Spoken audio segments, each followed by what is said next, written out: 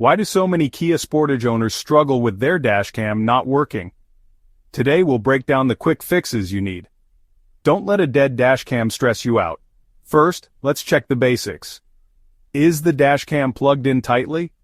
Sometimes a loose cable is all it takes to stop it from working. Make sure the power cord is secure in both the dashcam and your car's outlet. Next, try another device in your power outlet. If it doesn't work, the problem might be your car's socket. In that case, check your vehicle's fuse box for a blown fuse. Your owner's manual will show you where to look. Still not working? Test your dashcam's memory card. Remove it, then reinsert it. A corrupted card can cause the dashcam to freeze or stay off. Try using a different memory card if you have one. If none of these steps work, look for a small reset button on your dashcam. Hold it down for a few seconds to reboot the system.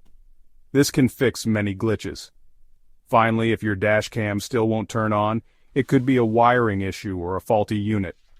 In that case, contact a professional or your Kia dealer for help.